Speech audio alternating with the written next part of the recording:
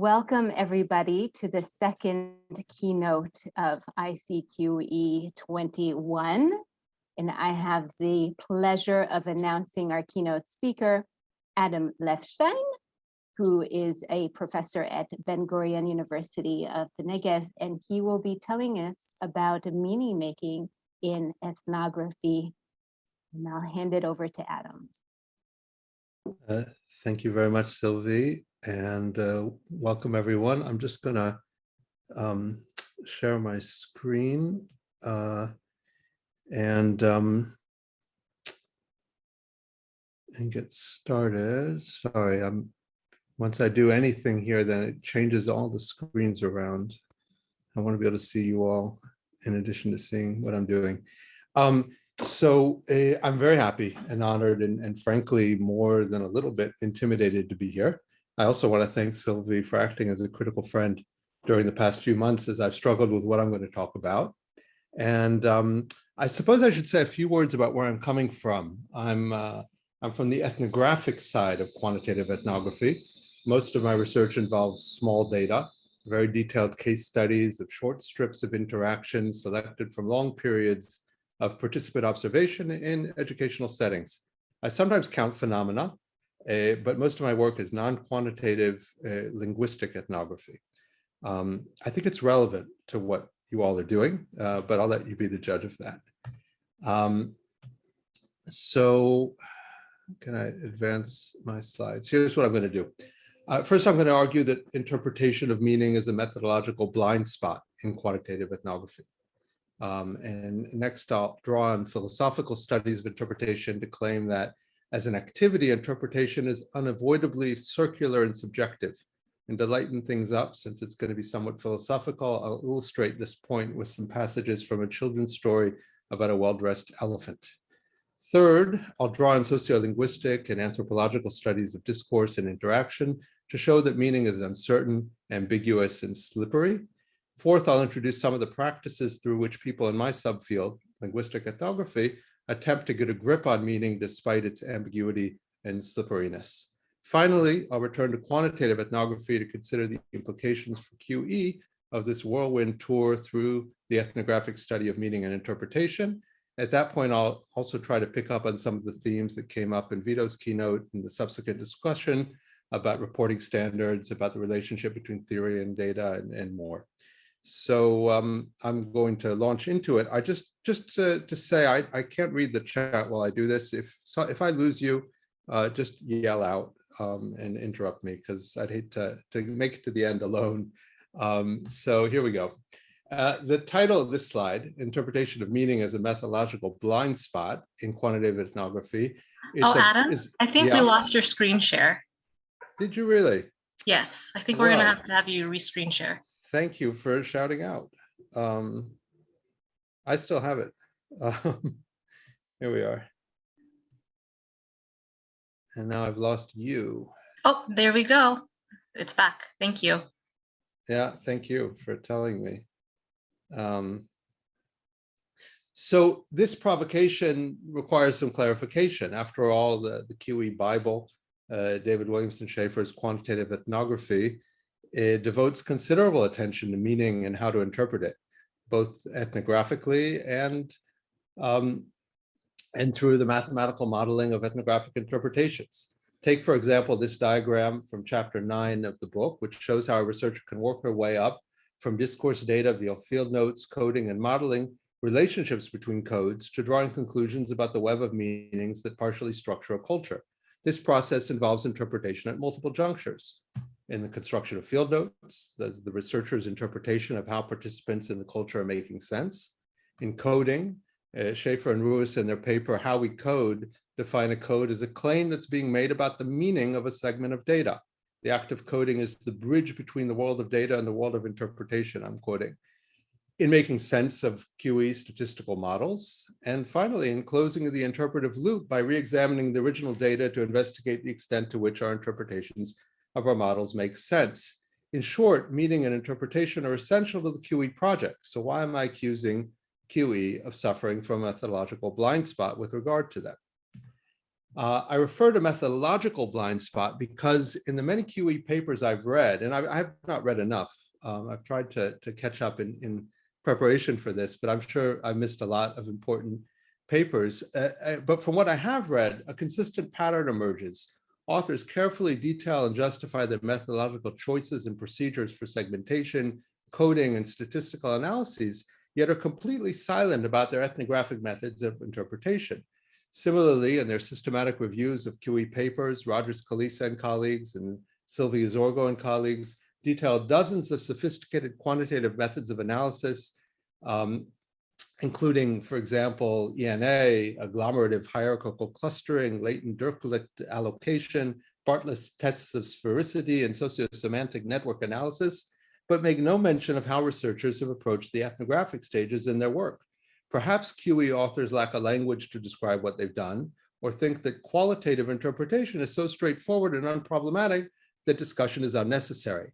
This glaring gap between the sophistication with which authors describe and discuss their quantitative methods and their relative silence about ethnographic methods is the starting point for my presentation. I'm going to argue that ethnographic interpretation warrants our attention because it is not at all straightforward. Indeed, I'm going to argue that it's a methodological minefield that we would be wise to traverse carefully. I'll also offer a language for how we can talk about it and conclude with the talk with some challenges. Before diving in, I should also add that methods of interpretation are a bit of a methodological blind spot for non-quantitative ethnography as well. Few ethnographers detail their methods of interpretation, and while ample meta-methodological attention has been devoted to participant observation, fieldwork, and ethnographic writing, the processes of analysis and interpretation are often treated in relatively mystical terms. For example, the editors of this recent volume on analysis and ethnography describe how ethnographers are taught to think about analysis. We are, and I quote, after a form of analysis that creates an opening for making sense of something we cannot fully anticipate, despite having a fleeting sense of its presence. Such an analytic opening could appear serendipitously, emerge after long periods of staring at the blank page, erupt in conversations with colleagues, hit us emotionally in the field, or transpire from cyclical recodings of our notes and rewritings of our narrative. While many anthropologists ascribe to this rather mystical approach to interpretation, researchers in linguistic ethnography have developed a set of practices, many borrowed and adapted from neighboring fields, that I find much more helpful, and I'll be sharing those practices with you here this evening. My evening, your morning, I suppose. Everyone in their respective time zones. So part of the difficulty we have with interpretation is its circular subjective nature. Philosophers call this the hermeneutic circle, and it has several manifestations. First, there's the circular movement between understanding the parts and the entirety of a text. We understand a part of a text in light of the whole, but we make sense of the whole by interpreting the parts. Take, for example, a children's story, the story of Babar, the little elephant. The story tells of a young elephant who leaves his home in the jungle and migrates to the city after his mother is killed by a hunter. He's adopted by a rich old lady who gives him money and educates him. He becomes a bourgeois French gentle elephant, I should say, living contentedly with the rich old lady for 2 years. Then one day, during his walk, he sees two little elephants coming toward him who are, and I quote, have no clothes on. What are we to make of this detail? Of course they have no clothes on, they're elephants. But we know from reading the story that clothes are a key signifier of the difference between primitive wild animals and civilized educated Frenchmen. How do we know this? From the various parts of the story in which clothes are discussed, including this passage. Interpretation involves the circular movement between the parts and the whole. Likewise, and this is the second form of this hermeneutic circle, understanding a text is facilitated by considering the context in which it was produced and consumed. Who was the author? What was she trying to achieve? Who was her intended audience? How did the situation in which she composed the text shape and constrain her expression? But a primary means for identifying and making sense of the context is through reading the text itself. Again, we're caught in a circle. We understand the text by investigating its context and investigate the context in part by means of the text. For example, we know that the story of Babar was published in 1931 in France, and we can observe in the text a particular view of French society, and especially the upper classes with whom Babar hangs out. We could also observe in the text hints about the colonial context of its composition. For example, the pith helmet worn by the hunter. the scene in which a now civilized Babar regales the rich old lady's friends with stories of life in the jungle is reminiscent of the 19th century practice of bringing natives to Europe for public edification and entertainment. Placing the book within this colonial context raises questions about what lies behind the entertaining tale of an elephant who likes to dress well. Viewed within this context, the no longer innocent story appears intended to justify the colonial subjugation and exploitation of Africa. Finally, and this is the third hermeneutic circle, is the circular nature of the interaction between the reader and the text. We could only understand a text in light of our prior knowledge, understandings, and expectations. Mischievously, German philosopher Hans-Georg Gadamer calls these prior understandings prejudices. We cannot bracket off our prejudices because they not only limit understanding, but also make it possible. Gadamer describes the process of interpretation in one in which the reader projects meaning onto the text on the basis of her prejudices and the expectations that they create, and then revises those expectations in light of what she encounters in the text, thereby creating new expectations and activating new prejudices. Gadamer characterizes this interpretive process as a conversation with the text, ultimately leading, when successful, to a fusion of horizons between the cultural and historical tradition of the interpreter and the cultural historical tradition of the text. I'll illustrate this process once again via Babar the Little Elephant. As I begin to read the story, my expectations are shaped by my prior experiences of children's stories and their role in the cultural tradition in which I was raised. I expect, for example, that the story will be playful and innocent, and that, while the characters may encounter adversity, nothing truly bad will happen. I project these expectations onto the text, and they shape, for example, my delight in the illustration of the elephants and monkeys playing in the jungle. However, when Babar's mother is brutally murdered by the hunter, while Babar is riding on her back, I think on page 3, I'm, to quote Gadamer, pulled up short and need to revise my expectations. I then bring these new expectations to bear on the rest of the text, checking their validity against what I encounter there. Ultimately, if I'm successful, I've not only made sense of the story, but I've also expanded my horizons of prior understandings. We're almost finished with the philosophical part. What do these abstract philosophical insights about interpretation have to do with the social scientific study of meaning? How do we get from Gadamer and the story of Babar back to quantitative ethnography? I'm going to elaborate some practical interpretive strategies later in the talk. For now, I hope it will suffice to point to 3 lessons about interpretation. First, method cannot solve the problem of researcher subjectivity. We cannot achieve a view from nowhere from which we can interpret events without prior understandings and expectations. As Heidegger put it, there's no way out of the circle, so rather than trying to get out of it, we should, and I quote, get into the circle in the right way. This means appreciating that interpretation is not a straightforward process in which the researcher effortlessly grasps the meaning of her data. Rather, it's an iterative process through which we engage in the play of parts and whole, text and context, and researcher and textual horizons. It involves a dual movement of understanding, of the text, of course, but also of ourselves as our expectations and initial interpretations are thwarted in our ongoing investigations. By being reflexive about this process, by attending to the cultural assumptions and theoretical perspectives we researchers bring to bear on our data, we can not only make better sense of it, we can also challenge, extend, and elaborate our theoretical understandings. Now I want to turn to meaning. Unless there are comments or questions up until now, I'm going to forge on. Thank you for the thumbs up. I open with Gattett's 2 principles governing all speech. We say both less and more than we wish in every utterance. To problematize the idea of meaning is something simple and straightforward. We've just finished dinner, and my daughter says, Dad, I'm still a little hungry. What she actually wants to say is that she'd like for us to eat ice cream, but she knows that her mother doesn't approve. She says less than she wishes, hoping I'll initiate her favorite dessert. Her utterance is also exuberant. As she spoke, she inadvertently glanced toward the freezer, letting me in on her intention and prompting me to tease her with a variety of suggestions of non-dessert means of sating her appetite. The deficiencies and exuberances of utterances.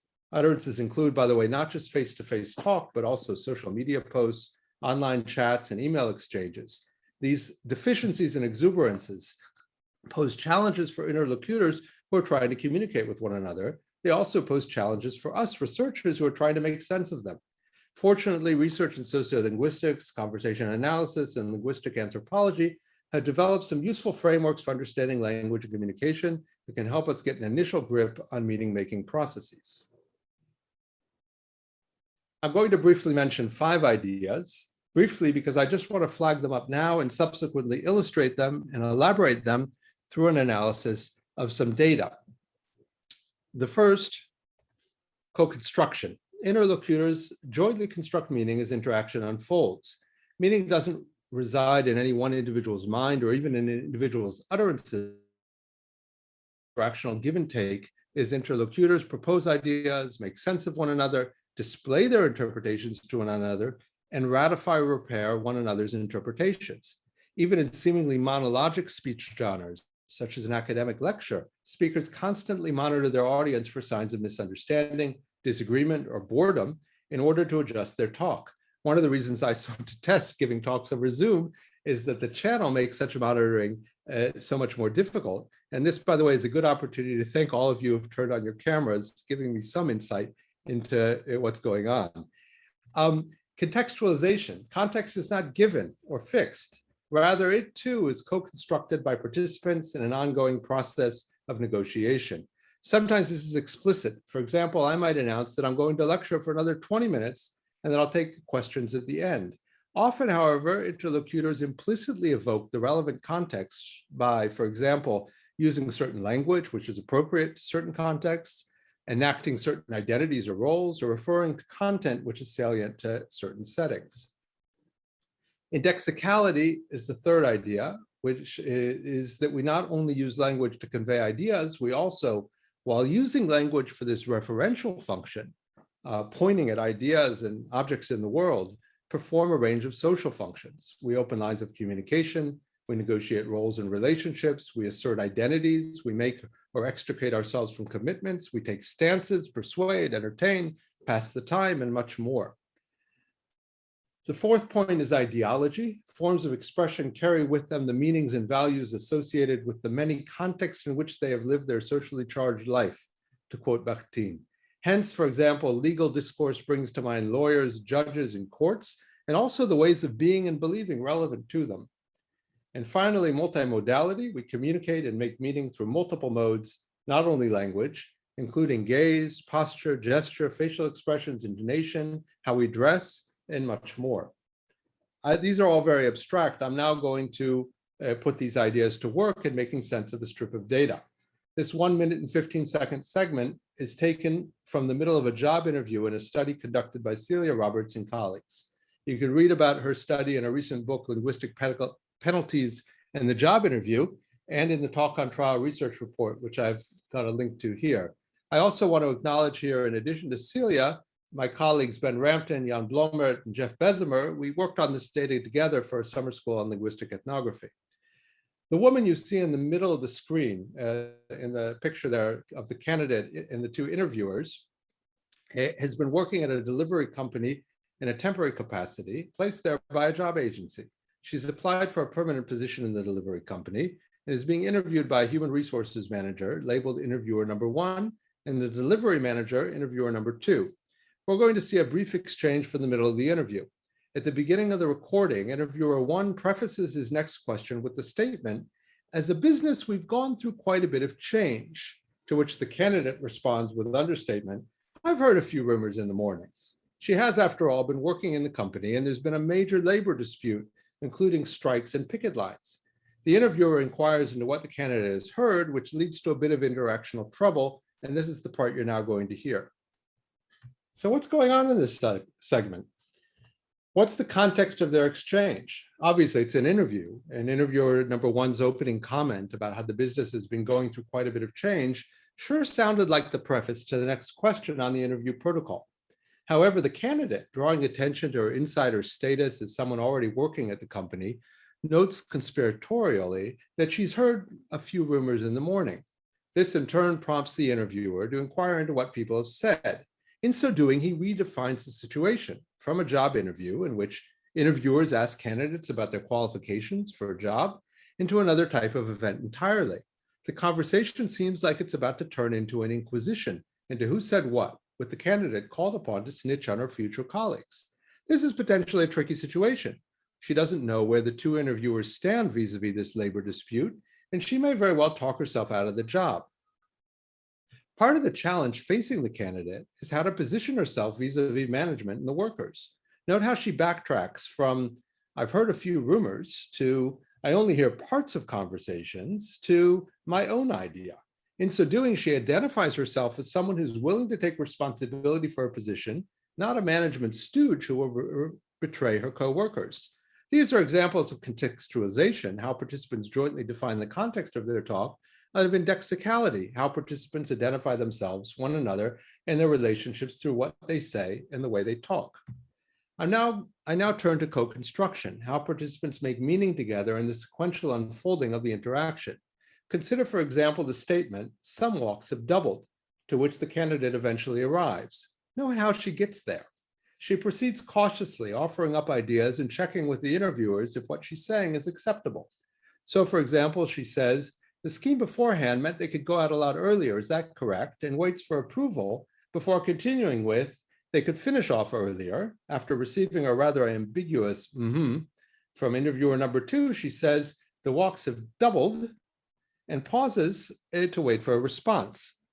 That's what the one in parentheses means. It's a 1-second pause. Interviewer number 1 grudgingly corrects her with some, which she immediately adopts, saying that some have doubled. This is co-construction. The idea that some walks have doubled is the joint accomplishment of all 3 parties to the conversation. The interviewer's contributions have crucially shaped the meaning of the candidate's utterances. It was likely difficult for you to see this online and only viewing the video once, so you'll have to take my word for it at this point. The candidate used a wide range of nonverbal and paralinguistic cues to extract feedback from the second interviewer after she said that the walks have doubled. At this point in the conversation, the first interviewer is writing, making himself unavailable for communication. Hence, the candidate turns to face interviewer number 2. She says doubled with a questioning intonation. At the same time, she places her hands on the table and moves them apart, perhaps signaling the expansion of the walks, and then she raises her eyebrows. She also pauses, holding her hands in the same position and eyebrows raised, and waits for interviewer number 2's response. This combination of gaze, held hand gesture, raised eyebrows, intonation, and pause work together to pressure the second interviewer to offer his response of some. Finally, I want to say a word about ideology. After stating that the walks have doubled, the candidate asks herself out loud, what else have I heard them mention? And looks up searchingly.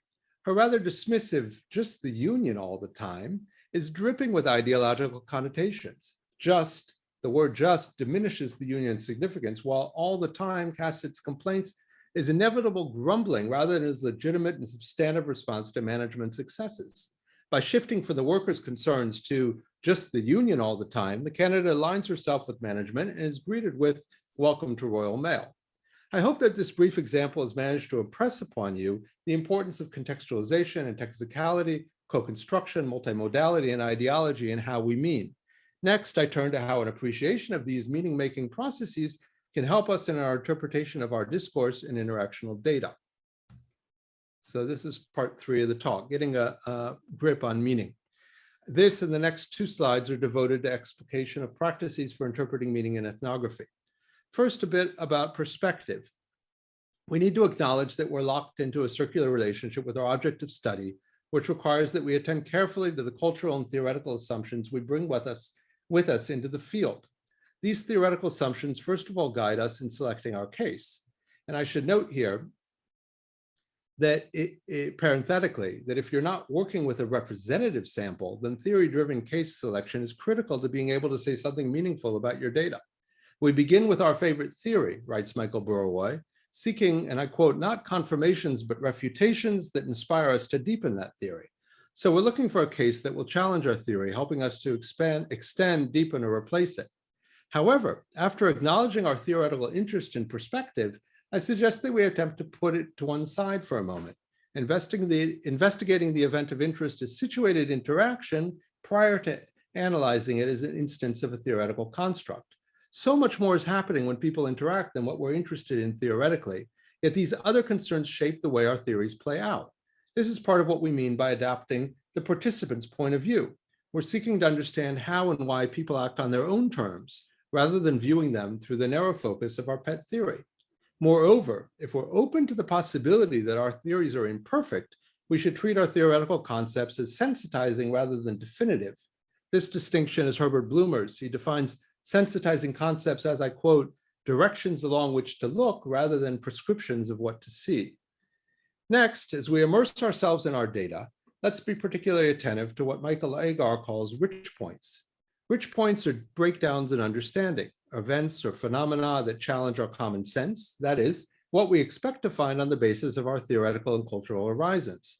These disjunctures between our expectations of what we're finding in the data are the points at which our existing theory and understanding are insufficient, thereby placing us in a good position to begin learning how to improve them. These rich points are usually the most fruitful points at which to really dig in and try to figure out what's going on and how participants are making sense of one another. Third, in trying to figure out what's happening, our intuitions, our subjectivity, is the critical resource. But we shouldn't stop with our intuitive understandings. Rather, we identify their bases and systematically investigate them in light of the interactional evidence. And this systematic investigation brings us to the resources that I discussed above. We follow the processes of co-construction turn by turn, analyzing how participants are fashioning their utterances, how they're responding to one another, thereby displaying to one another their understandings and the joint meaning that's established through this process. To do so, we need to attend to the details, adopting an appreciation for what David Silverman calls, quote, the aesthetic of smallness and slowness. Smallness, because every detail counts, and slowness, because attending to and putting together all of the details takes a great deal of time. Fast analyses, which focus on the first thing we notice, tend to miss all the exuberances and deficiencies of human meaning making and sociality. This process also involves playing with possible contexts and exploring the evidence for their relevance. It involves isolating modes for focused exploration, for example, by viewing the video without sound, and then putting them all back together into what Kress and Bessemer call social semiotic ensembles. It involves investigating not only the referential meanings of participants' communication, but also how they're doing other things with words, such as enacting identities, building relationships, forming coalitions, making commitments, and much more. It involves tracing threads of discourse, ideas, events, people, and institutions out of and into the event, looking at the sort of ideological baggage they bring with them. And it involves keeping all of these various strands of meaning making in play as we weigh alternative interpretations, bearing in mind that the participants may face similar problems to those that we face in making sense of the unfolding interaction. Having immersed ourselves in our data and investigated closely the meaning-making processes in which participants are engaged, we now ask ourselves, what does all this mean for the social scientific community and our theoretical understandings? That is, we explore the theoretical implications of our interpretations of our data. You'll note that I'm using meaning in two ways here. How are the people we study making meaning? That was the previous slide. And what does it mean for us theoretically? That's the current slide. In making this latter move from the data back to the theory, I suggest first sharing our interpretations, both with colleagues and with participants. Linguistic ethnographers regularly bring segments of interaction to data sessions in which we brainstorm with one another about what's going on. This is useful for both advancing our interpretations and also for sharpening our interpretive sensibilities. And we sometimes engage research participants in playback sessions. This is akin to participative quantitative ethnography, that we don't show them network models. Rather, we play back strips of data and talk about how they and we make sense of them. Second, we use our findings to reflect back on our theory, hopefully extending it. Having identified rich points in which existing theory could not fully account for what we encountered in the data, and having worked through those rich points carefully to figure out what was happening, we now return to our theory and ask how it could be refined to better account for what we've discovered. Finally, aware that our horizons of experience, our social position, and our theoretical perspectives play such a critical role in how we engage in and make sense of our research, we reflexively look back at and give an account of how we've shaped the research object, process, and interpretations. So finally, getting back to implications for quantitative ethnography. I've spoken about how to go about doing linguistic ethnographic research, specifically how I interpret meaning making in small N case studies. What does any of this have to do with quantitative ethnographic research? I want to offer a few suggestions that are relatively tentative points for discussion. First, I'd like to think that some of these practices might be helpful in the pre-coding stage of QE research, before we settle on our research focus, questions, or categories. Before going through the data and identifying codes, let's dig into the details of why a few interactional events to get a really good sense of how participants are experiencing the setting, what is it they're doing, and why. Similarly, when returning to the interactional data in order to close the interpretive loop, I suggest digging into detailed microanalytic and multimodal investigation of select events, not only to confirm that our mathematical models make sense, but also to discover what else is going on that the QE models can't account for, and that perhaps give us a richer understanding of the culture, social structure, and communicative dynamics. Such an investigation might also alert us to new topics and ideas that we can try to investigate more systematically across the data set, including through quantitative techniques. Now, I'm aware that most of you are not analyzing the sort of video recorded interactional data that I've looked at tonight. Instead, looking at online forum and written discourse data that likely seem communicatively thinner and thus perhaps don't lend themselves to the type of analysis I've engaged in here. I'd argue that such data can be analyzed ethnographically. The challenge is to make sense of the communicative context that gave rise to it. This might involve, for example, conducting live participant observation with research participants as they engage in an online forum, face-to-face, or perhaps more accurately, over the shoulder. And it may involve, for example, investigating the social processes through which social media posts are composed, edited, posted, and consumed. A good example of this idea can be found in Amanda Siebert-Evanstone's paper at the conference on alignment in the next generation science standards. By explaining how the standards and related documents were composed by multiple loosely coordinated groups, Siebert-Evanstone gives us insight into the challenges of alignment that we would not be aware of if we examine the documents on their face value outside the context of their production. A fourth suggestion is that perhaps we can expand the object of QE analysis to include multiple semiotic modes and multiple communicative functions. Most QE studies that I've read focus on semantic webs, which concepts co-occur in which contexts. But as I've shown, we do much more than exchange ideas when we communicate, and we accomplish these other functions through non-linguistic means. Here's a challenge for the QE community, to find meaningful ways to interpret, code, and model the many simultaneous layers of communicative activity. I should note that in doing this, there's already research that we can build upon. For example, Roland and colleagues looked at both social and cognitive variables in their study of communities of inquiry, and Andrist and colleagues have used DNA to look at gaze coordination. Fifth, it should be clear from the above discussion of co-construction that the sequence in which utterances unfold is significant to the meaning-making process. Fortunately, the team in Wisconsin have developed directional ENA tool that can explore this. Sixth is the importance of reflexivity, being reflexive about our position in the research process, the cultural and theoretical horizons we bring to bear on our interpretations, the judgments and decisions we make throughout the research process, and the ways all of the above have shaped the object of inquiry, processes, and results. Such reflexivity will add depth to our work, will help others make sense of it, and would also help the community in learning how to engage in this complicated interpretive work. This requires, of course, not only that we reflect upon these questions, but also that we report about them when we share our research with the community. This means reporting not only our quantitative methods, of course. Finally, there's been a lot of discussion in the past few days about community building. What should be the boundaries of the QE community, and should there be fences separating QE from non-QE social science? I'd like to close with an invitation to open up the conversation between quantitative and linguistic ethnography. I think that we, and here I'm taking some liberties to represent the linguistic ethnographic community, have much to gain from collaboration with all of you. I hope that my talk has shown that we also have something to contribute. My email address is on the next slide. And with that, I stop my monologue and hope to have some conversation.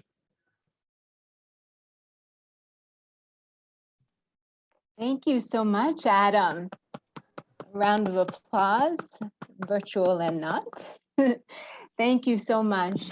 So while people, I was going to say while people get ready to raise their hands, but it looked like Barbara raised her hand already. Barbara, did I see that correctly? No, you didn't. I was trying to clap. Okay.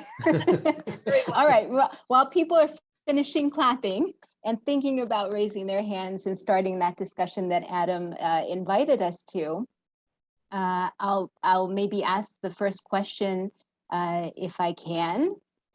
I'd love to hear, and thank you again for the wonderful talk, Adam. I'm not even sure, so there's so many thoughts in my mind that I'd like to go on, so I'm not even sure this is the best way to open up the discussion, but could you maybe speak a little bit more about reflexivity, because I think that may be something new to a lot of people.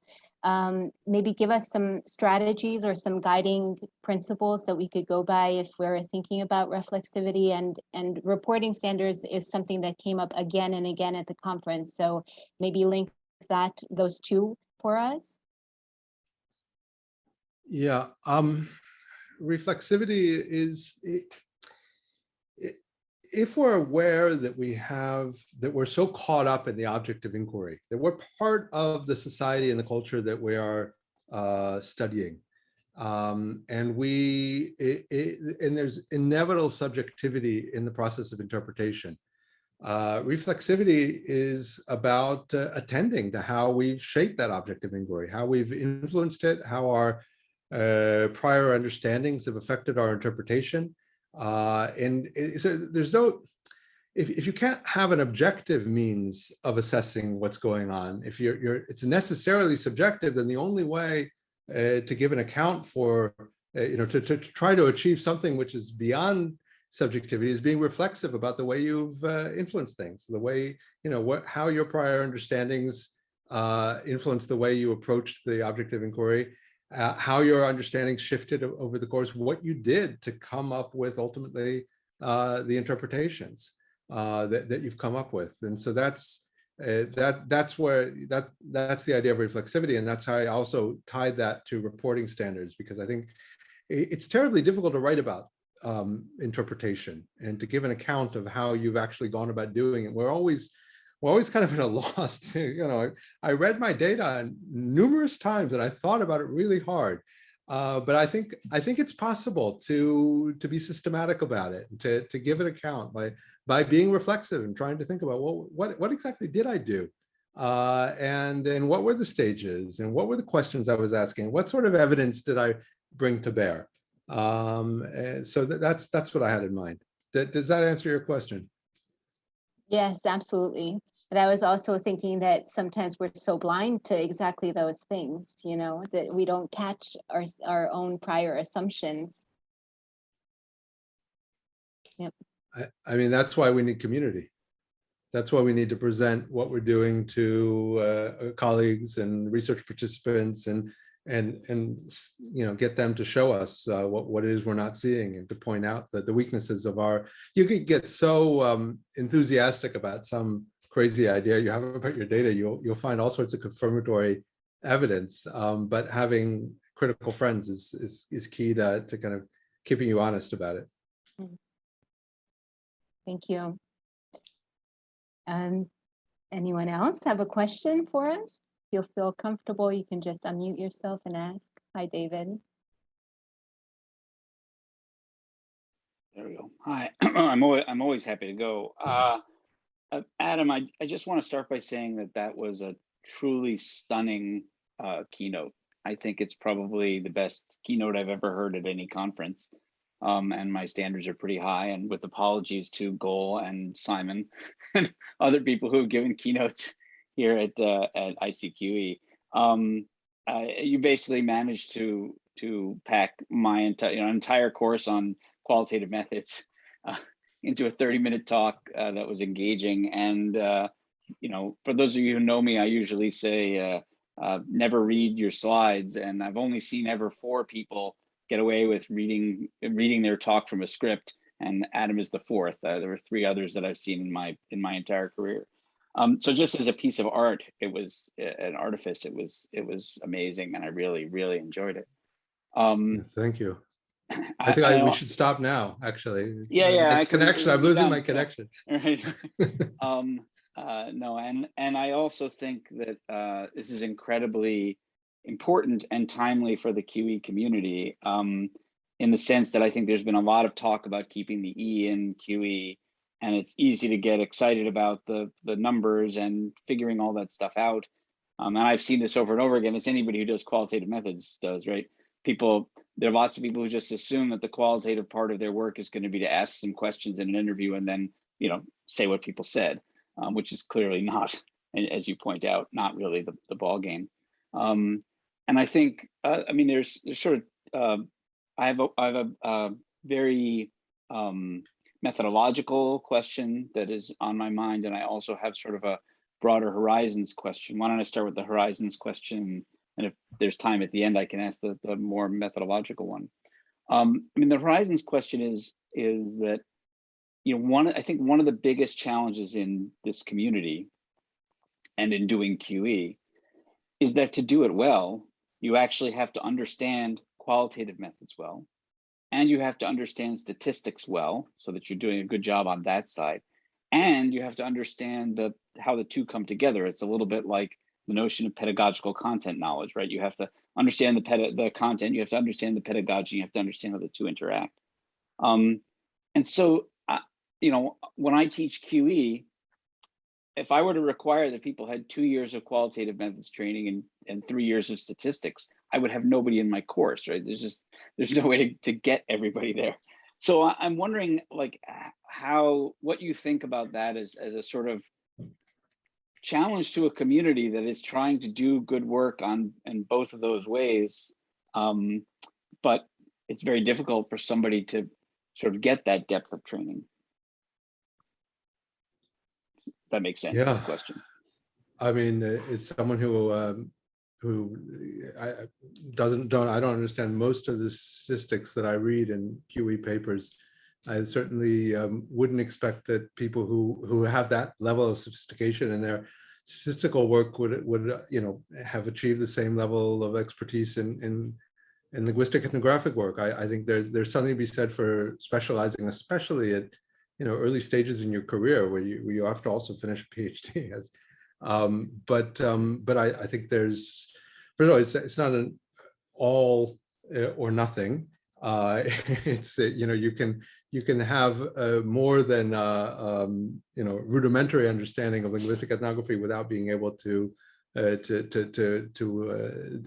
the most sophisticated analyses. And I think it jumped up in the chat. I think Simon wrote, it's a team sport. I think absolutely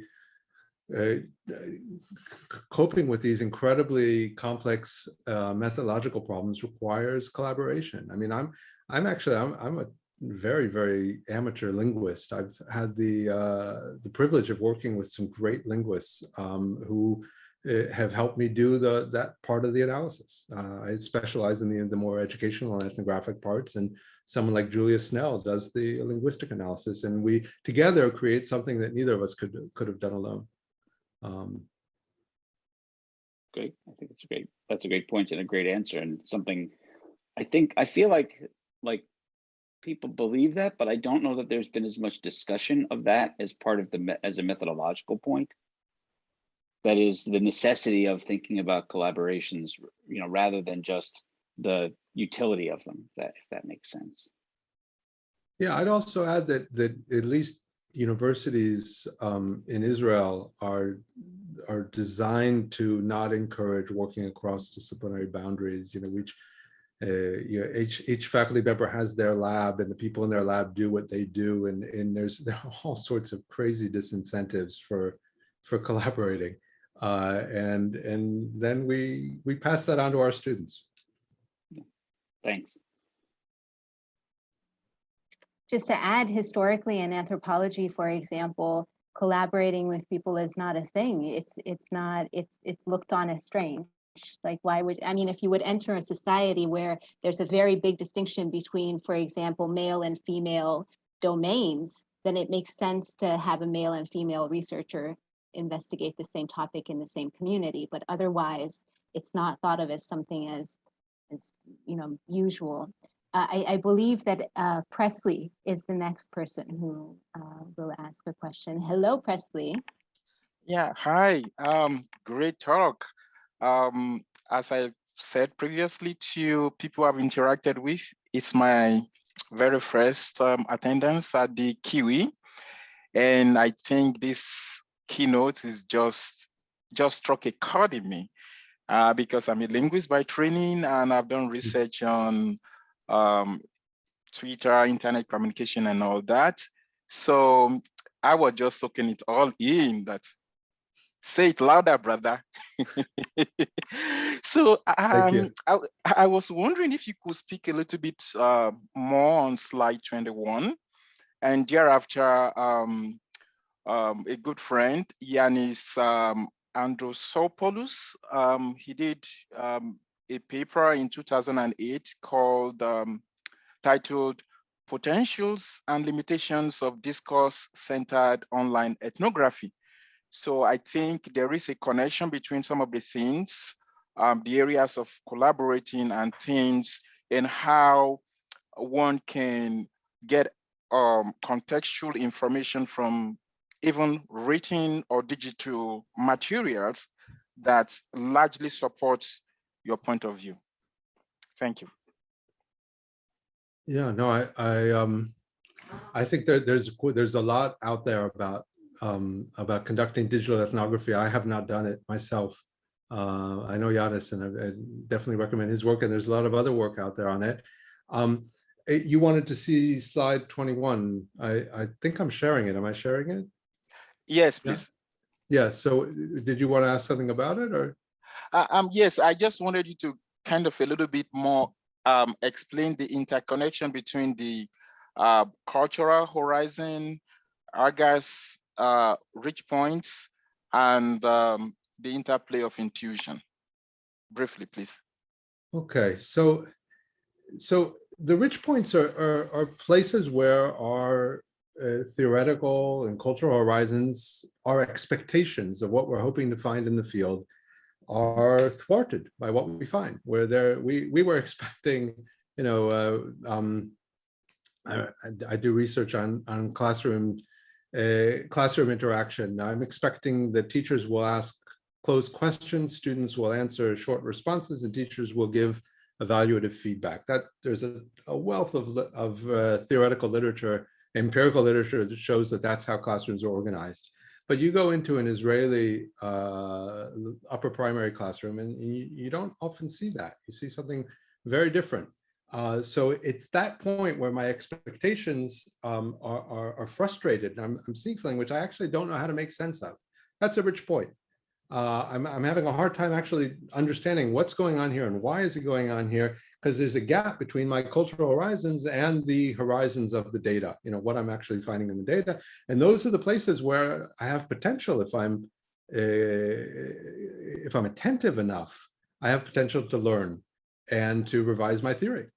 Now, what does intuition play into this? Well, intuition is another way of saying subjectivity. I mean, what is intuition? It's what I feel based on everything I know, and I'm not able to necessarily to explicate. But that's what my sense is. For instance, that kids are competing to see who can kind of control the conversation in the classroom, and that explains why it is they're acting the way they are. Now, I have this sense. I'm not sure what it's based on yet, but I can begin to explicate what it's based on by looking really closely at the data, finding evidence for it, finding more cases to see if they confirm that evidence or add new layers to it. And that's what I meant by this kind of intuition and systematic investigation, by moving back and forth between them. So I'm moving back and forth between my subjectivity, my cultural horizons, and theoretical horizons on the one hand, and what I'm finding in the data. Does that make more sense? Thank you very much. Yeah, thank you. All right, Goal, let's hear your question. Great, thank you. Thanks, Adam. I want to echo what David said and what Presley said about being a fantastic keynote, and I will never look at Babar the same again. But thank you for that example. I thought that was a fantastic example, and your example of your daughter was a great one too. Another one that I can very closely relate to. So my question is just about, you know, your example with the interview, the job interview, and the detail that you went into when we do this sort of micro examination or conversational analysis, right? And the key insights, these rich insights we can get just from a few lines of data, right? In QE, though, a lot of us work with these large data sets, right? And by large, I mean either, thousands of utterances, potentially from thousands of people, right?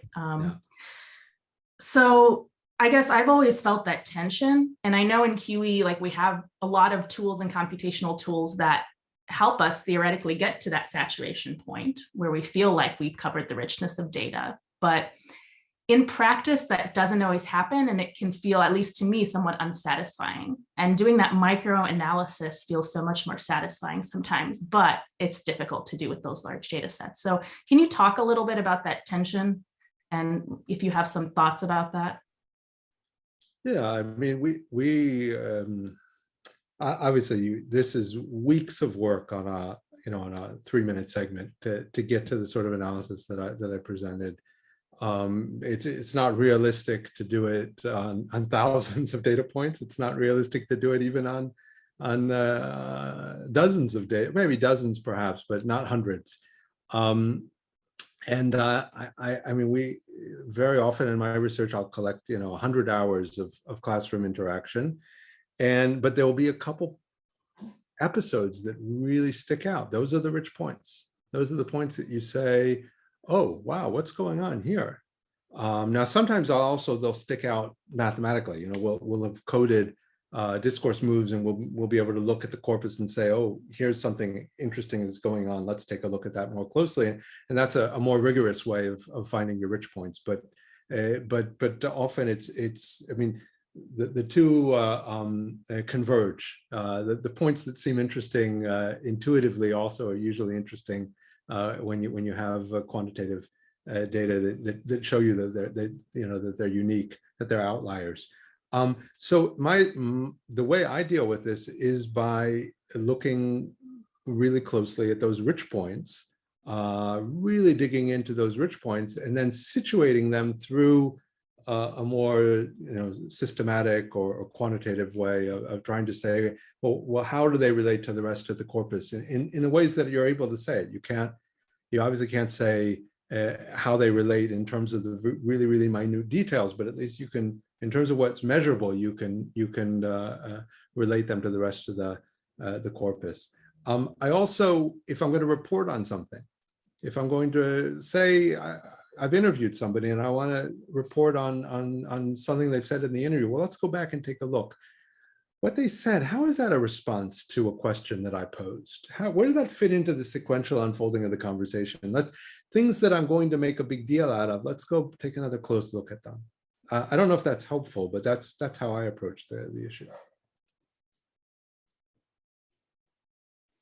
Sylvia, if it's okay, I actually wanted to just follow up on that same point. I mean, I think, and Adam, I expect you'll agree with what I'm about to say, which is that I think one of the things that's challenging about ethnography is that people sometimes think that what they're trying to do is tell the real story or the right story about what's going on. And of course, there is no real story and there is no right story. There's only a multitude of stories, as many as the number of people who are there, and then many times that, because of course there's all sorts of interactions and other things going on, right? And so in some sense, for me anyway, if I let go of that notion, then the rich points are the rich points because they were interesting to me. And my interrogation is partly about that story, not centering me in the story, but there's no way for me to do ethnographic work that isn't in some sense about my interaction with the community and with the data, as opposed to just objectively the interaction, right? So you start with any rich point you want, you'll tell a different story, but that's because there are lots of different stories to tell, and the one that you're telling is the one that's going to be the most compelling to you. I think what the QE side of it does is it lets us ask whether or not this story that we think was interesting is something that persists in the data. Right? If it's something that's a one-off, which doesn't mean it's bad, it tells us whether or not the pattern that we've seen is something that appears to be repeating over and over again, perhaps in more subtle ways than jumped out at the rich points. I don't know if you want to expand on that, but it seems to me that that's sort of a critical feature of this puzzle. Yeah, no, I agree with you. I would just point out that we're not, the rich points are not, they're personal, of course. They're the rich points that stood out to me, but I'm sitting on the tip of an iceberg that's my cultural and theoretical tradition. So the rich points for me are places in which all that I'm bringing into the field as, you know, somebody who's studied the relevant theory and is part of a community of scholars studying this issue. So it's quite likely that other people would encounter similar rich points. And these rich points don't just speak to my own idiosyncrasies, they speak to the theory I'm bringing to bear upon the data. So they're of theoretical significance. I agree with you that there are infinite number of stories, but these stories that I'm telling are actually stories that are of theoretical significance because I chose the data in part because I thought it would challenge those theories, and so it's part of this came up at the previous keynote about the relationship between data and theory. For me, it's always from theory to data and back to theory, and not there's no way to approach data without that.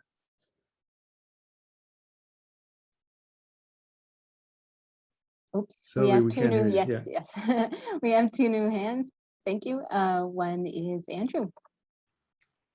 Adam, this was really great. I really enjoyed the talk, and it's also making me think. There was a brief discussion earlier about the role of collaboration, and one of the things that really sort of hit me as you were talking, particularly in the reflexivity parts, is that I trained as a historian and still at least I guess do a little bit of historical work, and sort of like Sylvia was saying about anthropologists, most historians work alone, and yet at the same time, they actually do a lot of collaborative work. It's just a very different kind of collaboration, which is that historians often write about the same source material over and over again, in fact. And so what you get is actually a kind of co-construction of meaning through these sort of individual explorations of similar questions about similar source material, right?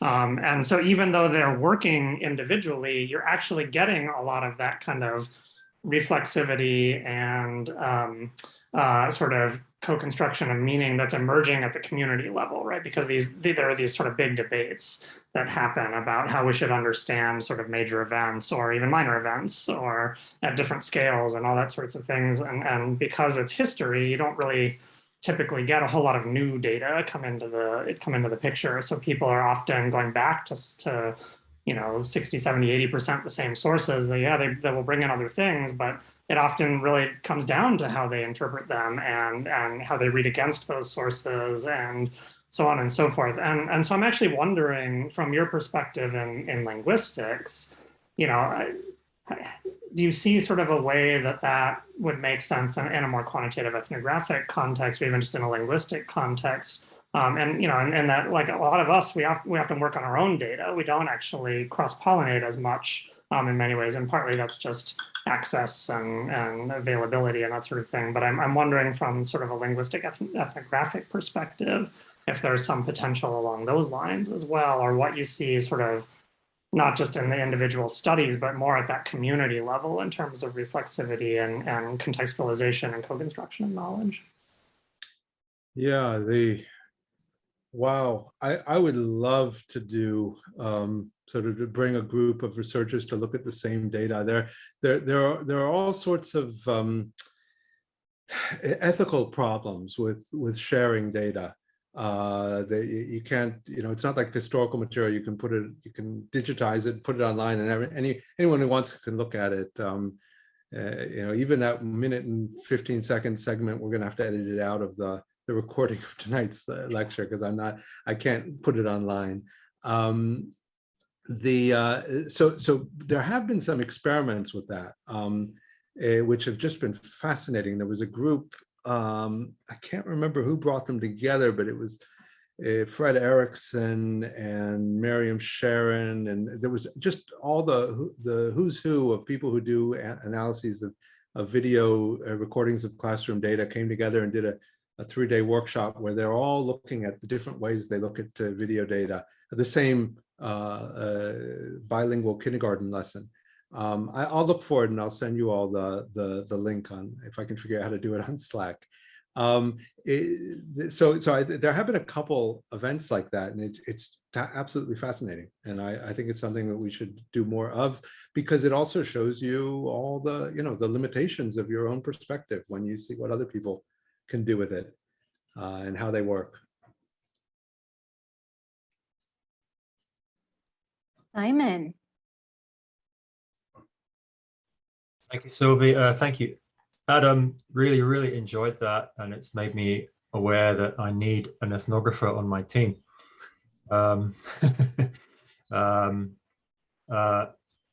My question is, I wonder whether, as you know, some of us have been thinking about how we can make QE more participatory by closing back the loop earlier to the participants.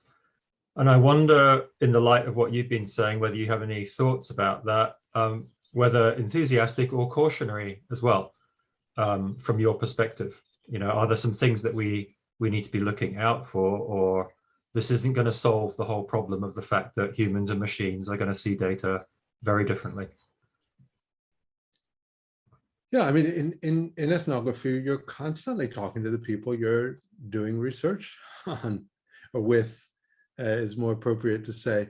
So I mean, if you read, say, classic Evans Pritchard with the newer, he's constantly debating with them cause and effect. The boy says, I tripped and fell in the forest because someone put a spell on me, and he says, no, nonsense, you tripped and fell because there was a root there. And they have these arguments, and that's part of what ethnography involves, and a constant give and take, which is, by the way, it's that argument is my cultural horizons meeting their cultural horizons, and we're trying to make sense of one another in that dialogue, and maybe even come up with some mutual understanding.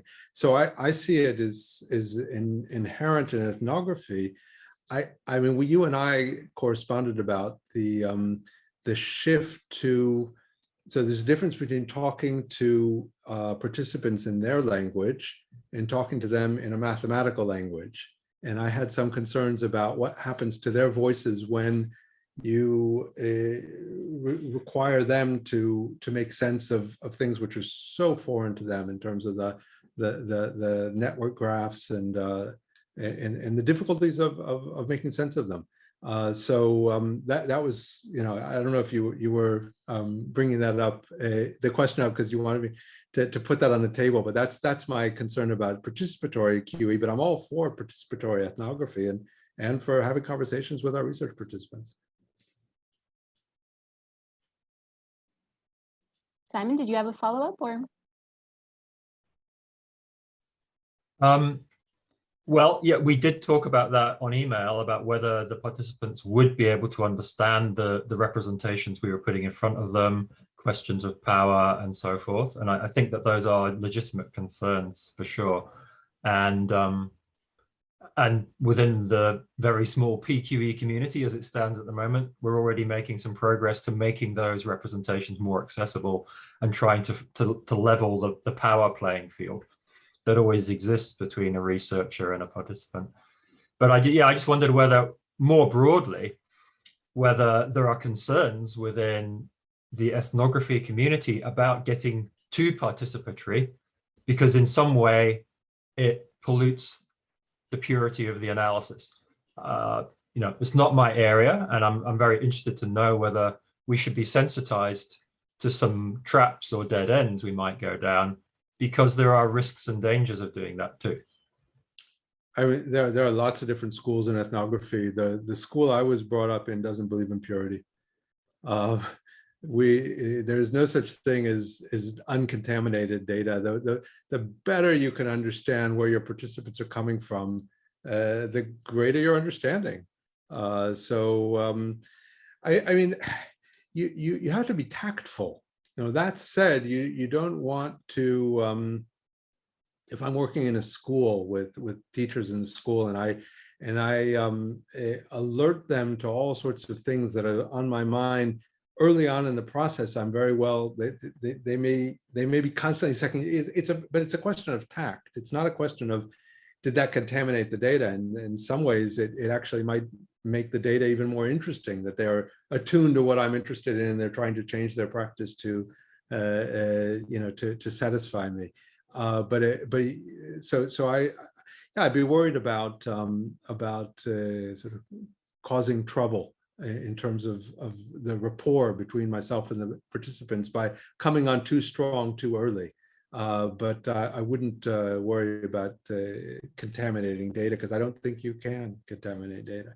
That's why you need to be reflexive. So you're reflexive about the way in which how you engaged might be shaping the way they responded. Before I give Brendan the mic, I'm just going to sneak in a question here. Sorry, just because it's very much connected to this, and I like playing the devil's advocate. So if we're thinking about perhaps a scale in terms of how the researcher and the participant engage with each other, and we have participant observation on the one end, say 6 years living in a community, and every day you're with them performing participant observation. And then you have, say, data scraping on the other hand, on the other end of the spectrum. So do you think that you can achieve contextualization in the sense that you were talking about it? So the things that you mentioned, the co-construction, contextualization, multimodality, all of those things that you mentioned, is that even possible to achieve? And if so, do you have any ideas on how it can be retrieved from that kind of environment? Yeah, I mentioned before, Jan Blomert, recently passed away, an anthropologist of African languages. He's got a book called Grassroots Literacy, which is basically an historical work. We're looking at some documents that were written at the turn of the century by some African men and sent to a woman in Belgium, and got, they somehow got to him. He was asked to translate them, and he excavates the context from what's written based on his really deep knowledge of the culture in which they're written. So he uses all sorts of cues from what's written to reconstruct a context. And I think you can do the same thing with online data, with social media data. I don't think, not that I know exactly how to do it, and I couldn't do what Jan has done, but but you could immerse yourself within Facebook to get an idea of how this operates, and how people, how do people interact with Facebook, and what's this culture all about? And that would then inform the way you read those posts, and you'd read them differently than if you were just looking at them in completely outside as just a set of words in a data file. Thank you. And I have to note that thinking about data doesn't necessarily bring you closer to the data providers, but it definitely brings you closer to data. Just reflect into some things in the chat. Brendan? Yeah, I was just wondering if we could circle back a little bit to the reflexivity discussion. And I was struck by how well, I think what you were sharing about thinking about the ethnographic methodological moves that we make, how important that is, and kind of thinking deeply about how that shapes the meaning that we make as researchers. And one of the tensions I think that comes up in this is how much you could report, say, in a presentation or in a paper when you're telling a story about what you've done. And I think there's been, as you highlighted well, I think there's, as a community, we're still kind of struggling to figure out what we should be reporting. And I think the benefits for training new people in QE, in terms of there's the benefit of being explicit about that to kind of highlight it. But I'm wondering how we think about drawing the lines of what do we put in a report that's outside a paper, or how we document those things. There's the benefit of actually thinking and doing the process better. There's the benefit of pushing theory forward or being fairer to people that we're working with, or to outcomes or the story that we tell. But I'm curious to think of to maybe just discuss more with you and hear your thoughts about how we can make that happen, partially by training people better in ethnographic approaches, collaborating in teams, being explicit. I think Peter talked about this in the accelerator, was saying, I really like these things, but I'm worried about making garbage models like that don't have any meaning, right? And I think maybe similar to people who are very well versed in procedural or quantitative approaches or modeling approaches might be concerned about making things that are not deeply steeped in the qualitative piece, right? So could you speak a little bit more about like how maybe we could either through reporting or even within working groups, how we might bring those practices together in terms of going across different skill sets? I don't know if that made sense, but. It made sense, but I'm not sure I have a lot to add. I agree. I agree with what you're saying about, you know, the tension in terms of reporting. You can't write a you can't write a 30-page methodology section in a 10-page paper. You can put in an appendix that no one will read, but you know, there are problems there. And I agree about you know, when I think it's actually a strength of this community from the presentations that I've seen, especially in the webinars, is the extent to which people are really honest about their methods and opening up the black box, as it were, of how they've gone about thinking about the different stages in the research process, and not just saying, yeah, and then I did a regression analysis and it was significant. And here are the coefficients.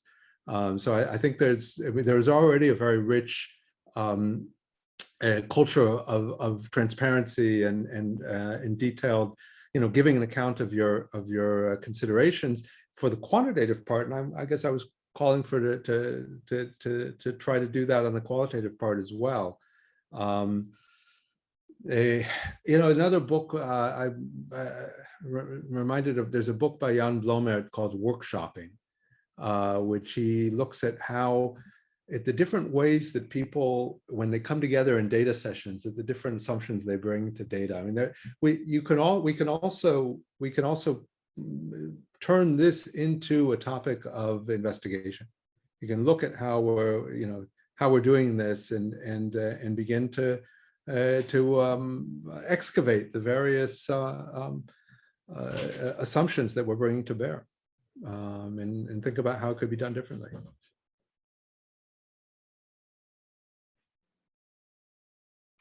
I think we have time for one more question if anyone wants to ask. Sylvia, is there anything in the chat? I haven't looked at it. Is it... There've been things. Perhaps David, do you want to comment on what you commented in the chat? Yeah, sure. I mean, am I live? I can't. My computer's telling me I'm muted. Yeah, yeah, well, I mean, so I'm reminded of a paper that I forget who it was who wrote it. It was Henry Jenkins from MIT, and then later from, I think, Irvine, who told me about it. But a naturalist went into the woods and spent 24 hours in the woods, and on his own, and doing whatever it is he was doing in the woods. And then he spent 24 hours watching television straight. And then he compared the two, right? And he said that the television was fragmented, and it was overwhelming, and all these other critiques. And Henry's point was that all that proved was that he had no idea how to watch television.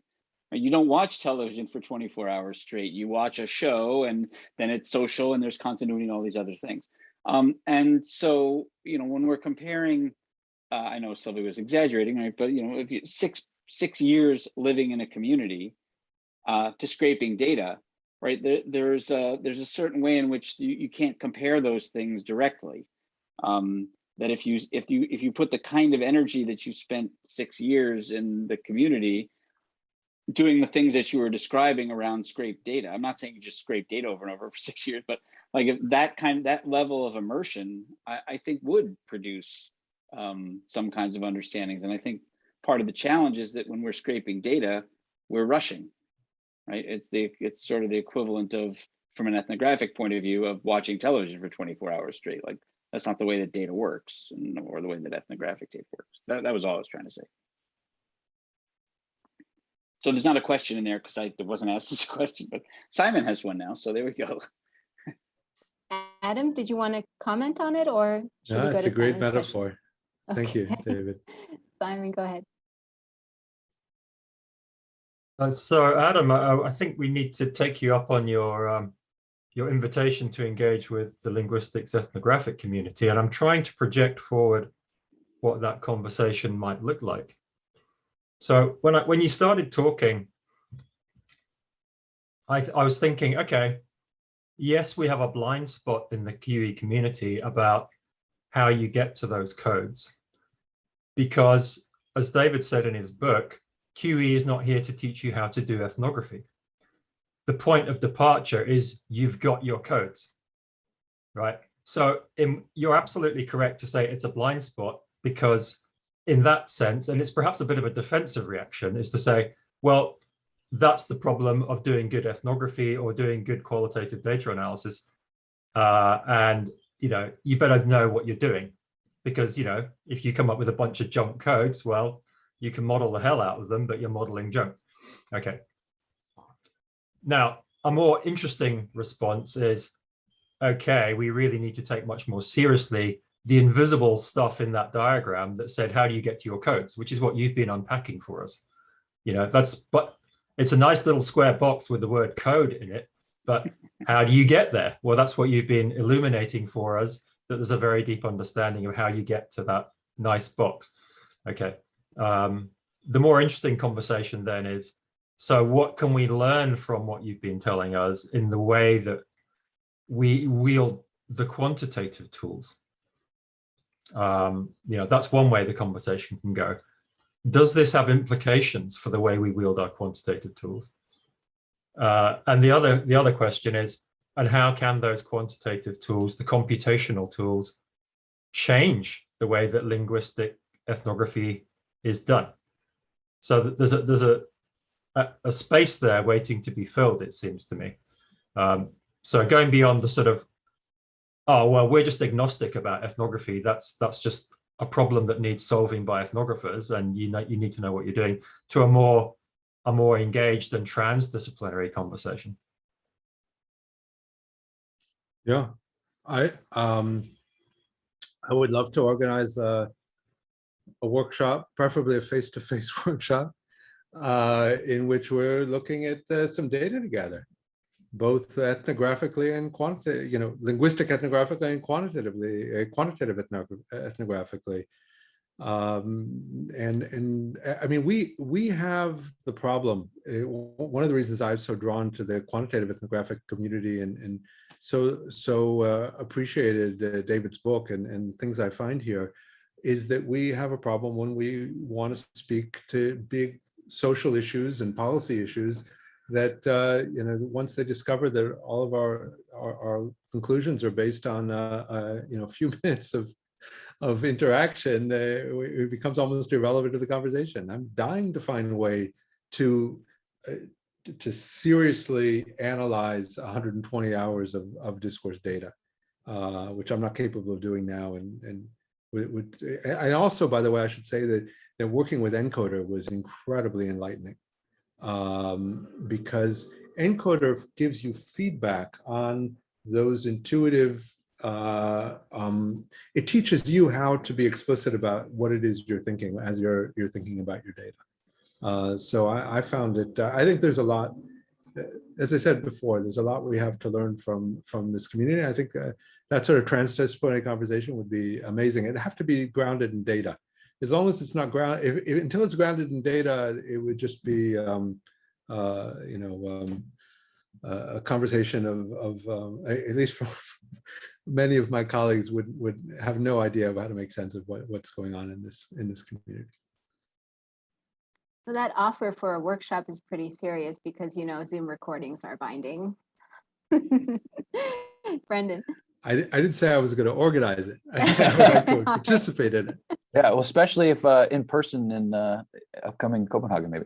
So anyhow, I wanted to just highlight something that was, I think YJ and Ariel had mentioned in the chat, and then Amanda and Gol were responding to, in terms of different approaches that they use to kind of guide them. And I thought also what you talked about in terms of encoder and reflexivity, I think if we use some of these tools to help guide us and say, well, what is this actually telling us, and be very critical about what those natural language processing tools or other tools can tell us at scale, and try our best to break our understandings and rigorously test them, but then put those into conversation, I think would be quite good. And I think Gul and Amanda have taught me a lot about coding and qualitative analysis through their use of some of those tools, because I think they were well steeped in it. But I think that's part of the dialogue that you've suggested and encouraged us, and that Simon was just talking about, is something we have to make space for and continue to try to do. Yeah, Ariel, awesome. Yeah, I just had one final follow-up, mostly hopefully a clarification, and maybe I missed something. But so these rich points are really interesting, but they're also outliers, right? These are the things that make you reconsider your theory, right? And so if they are outliers, then to some extent, when we employ these quantitative techniques that are meant to analyze scales of data that we ourselves couldn't actually do on our own, then do they get lost? How do we account for making sure that they're still important and elevated to the level that they should be, so that they can really still tell us the ways that our theory isn't actually explaining important aspects about the world? First of all, I'm not sure they're always outliers. They're lying outside of my theoretical perspective. They're not necessarily statistically outliers within the data. They're things that I wasn't expecting to find. But often, at least in my data, because I am working within contexts in which I do have a pretty good understanding, they will be outliers, statistically outliers, because they're rare occurrences where the social structure is beginning to shift. And so things that I wasn't expecting are happening. I don't know how to say, I have no idea how one would go about, I can plot, I can put in a database and say, well, let's see what are the events in which you had the greatest frequency of a certain discourse move. That's how we've gone about looking for some of the events that we've looked at carefully, but I'm sure there are much better ways to do this. But I wouldn't know how to answer that. I'd pose that question to you and your colleagues in Wisconsin.